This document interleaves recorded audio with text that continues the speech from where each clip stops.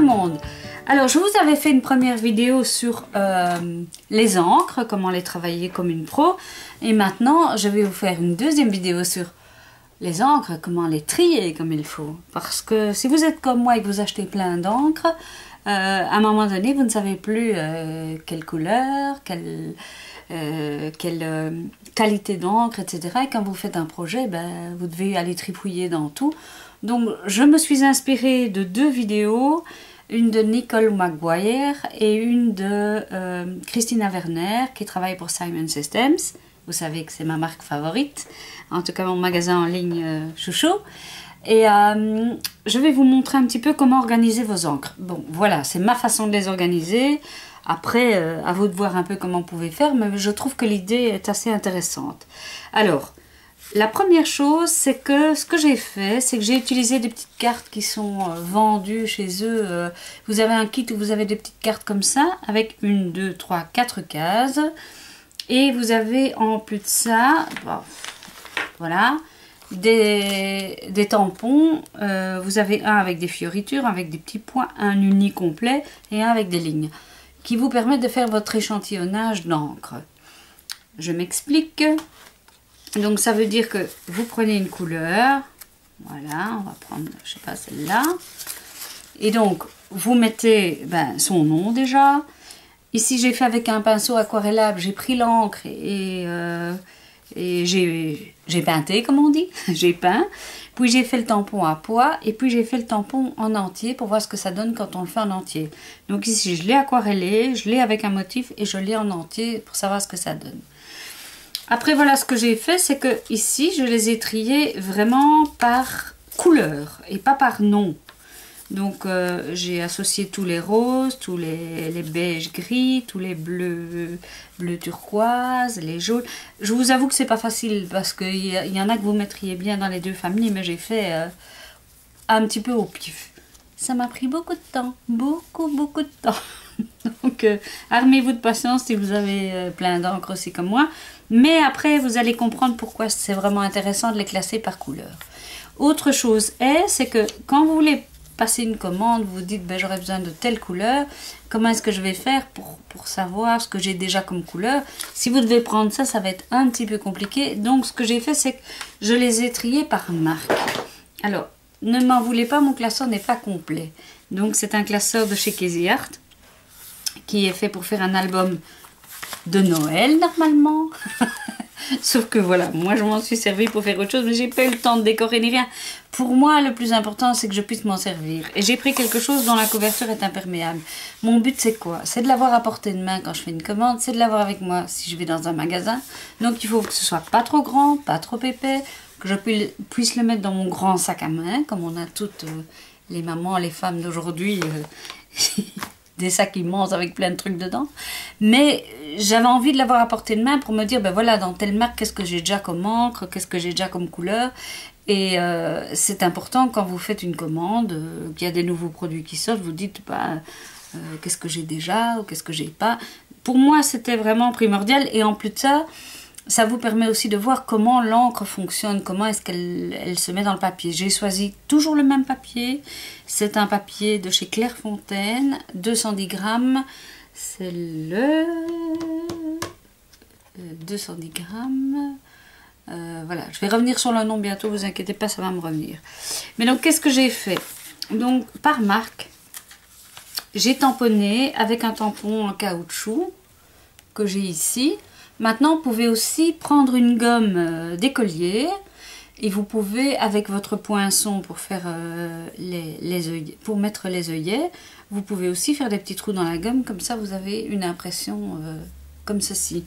Et pour ceci, vous prenez tout simplement, ici c'est un tampon plein, vous prenez tout simplement un morceau de gomme et vous l'utilisez comme si c'était un tampon plein. Vous choisissez un tampon plein, ça c'est comme vous voulez. Mais moi j'aimais bien avoir les deux. Vous comprendrez pourquoi après.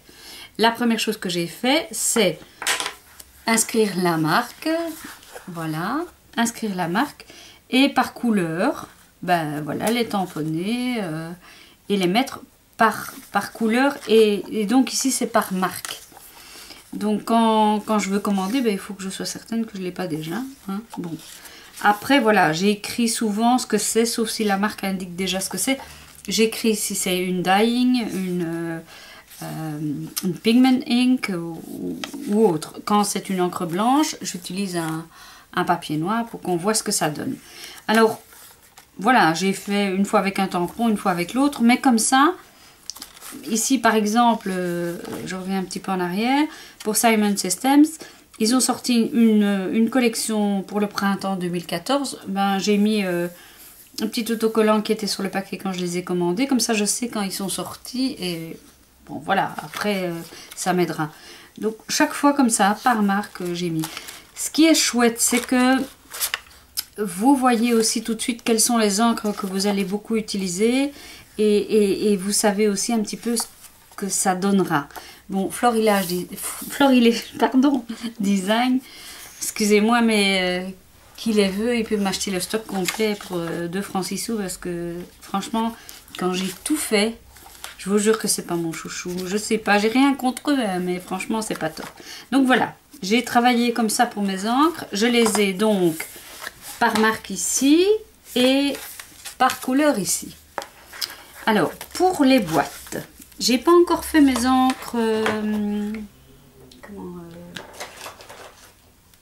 mes distress. Donc, je vais vous montrer comment je travaille. Donc, ce que je fais, c'est que je prends, pour ce qui est de mon petit classeur, je prends une feuille de papier blanc. Je tamponne toujours avec le même tampon en motif tant qu'à faire, ou alors avec un tampon qui vient du kit de chez Simon Systems, mais c'est pas obligatoire. Je tamponne et puis je prends le tampon uni, donc entier. Voilà. Alors, celui-ci, je vais le découper pour le mettre dans la petite farde. Donc je vais écrire son nom, forcément, je vais le découper, je vais le mettre dans la petite farde.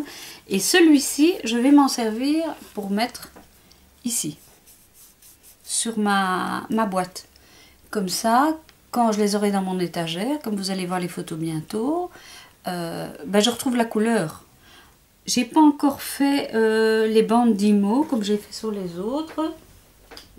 J'en cherche une, voilà. Ici, par exemple, ce que j'ai fait pour les autres marques, j'ai mis la petite étiquette couleur et j'ai mis aussi le nom. Et je l'ai mis des deux côtés. Pas des 4 parce qu'il ne faut pas exagérer non plus, mais des deux parce que forcément, on ne va pas commencer à devenir maniaque et à commencer à chercher. Donc c'est plus facile comme ça. Alors, pourquoi je l'ai mis comme ça? Parce que c'est finalement à l'envers. C'est parce que l'encre, c'est mieux qu'elle soit déposée à l'envers, sauf pour les Stampin' Up, qui ont déjà prévu un système qui fait en sorte que même si vous déposez votre boîte à l'endroit, ben, l'encre elle sera à l'envers pour que l'encre descende bien dans le tampon et ne reste pas dans le fond de la mousse ou de la feutrine qui compose le tampon. Donc voilà. Ce qu'il y a, c'est que ça prend un temps de malade. Donc ce que je vous invite à faire, si vous trouvez l'idée chouette, d'abord vous allez faire comme ça sur la vidéo, hein. Allez cliquer sur le pouce si vous la trouvez chouette, mais aussi faites-le au fur et à mesure que vous recevez vos encres. Parce que là, j'y ai passé, je n'ose pas vous dire combien d'heures, mais beaucoup, beaucoup, beaucoup. Maintenant, je suis très contente. Je suis très contente d'avoir fait ça parce que je me rends compte qu'il y a des encres que j'avais que je n'utilisais pas parce que à chaque fois, voilà, ce qu'il y a sur la boîte, ça ne correspond pas toujours à ce que donne l'encre en réalité. Alors, ce qui m'a aidé, et c'est pour ça que j'ai préparé un projet, j'ai pris une carte de Project Life ici que j'avais de chez Baking Beans et j'ai pris mon petit testeur. Je me suis dit ben, il me faudrait un bleu comme ça si je veux faire un tampon assorti. Qu'est-ce que j'ai fait? Ben, j'ai sorti ma palette comme ça et j'ai regardé. Et alors je vais vous montrer parce que j'ai mis des post-it pour aller plus vite et il faut que je trouve le bleu. Alors je vais prendre le premier post-it que je trouve. Comme ça, on va travailler de manière un peu plus efficace. Voilà, j'ai pris tous mes roses, tous mes rouges. Et je me suis dit que pour celui-là, ben, c'était cette couleur-là qui était la plus proche. Vous voyez, je peux mettre directement dessus. Au pire, j'aurais peut-être dû couper la petite bande blanche. Mais voilà, c'était celui-là qui était le plus proche. Pour le bleu, voilà, ben, c'est cette couleur-là qui était la plus proche. Et donc ainsi, pour toutes les couleurs, j'ai mis un petit post-it. Et donc si je veux faire ma page de Project Life, je vais préparer sur mon bureau les encres qui correspondent à ça. Et je ne vais pas devoir commencer à chercher dans toutes mes encres en regardant uniquement le couvercle, parce que vous le savez comme moi, que le couvercle ne convient pas, ne rend jamais la couleur comme elle est. En plus de ça, comme je connais un petit peu mes marques, je vais pouvoir voir quelle est celle que je peux embosser ou pas. Donc suivant ce que j'ai envie d'embosser ou pas, je peux toujours choisir une couleur et puis après, allez, je vais y arriver, retamponner l'image avec de la Versamark et embosser ensuite. Ça, je peux toujours faire. Mais donc, d'après les encres, je vais pouvoir travailler. Donc, voilà une astuce que je trouve assez intéressante parce que honnêtement, moi, ça m'aide beaucoup. Maintenant, j'ai une petite surprise pour vous. C'est que ces petites fiches qui sont là, je les ai faites pour vous. Alors, je vais essayer de m'approcher, comme ça, vous voyez. J'ai mis mes encres. Un petit cadeau de Cœur de Beurre et vous avez mon adresse, l'adresse de mon blog en tout cas. Et je vous ai préparé des feuilles à télécharger. Alors j'ai mis par marque. J'ai mis aussi une vierge parce que moi j'ai pas toutes les marques forcément. Donc j'ai mis, je vais vous dire ce que j'ai mis. J'ai mis les Prima, Chalk, Edgers parce que je les adore. Les encres de Simon System, les Averiel, les Studio Calico, les Hero Arts et c'est tout. Parce que, voilà, les autres m'intéressent qu'à moitié.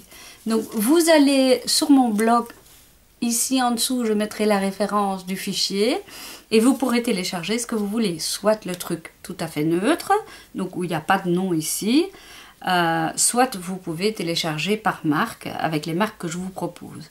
Donc voilà, c'est mon petit cadeau de la journée. J'espère que ceci vous aidera. En tout cas, c'est le but, et moi, je vous avoue que ça m'aide beaucoup. Voilà, je vous souhaite une bonne journée et à tout bientôt pour une nouvelle vidéo.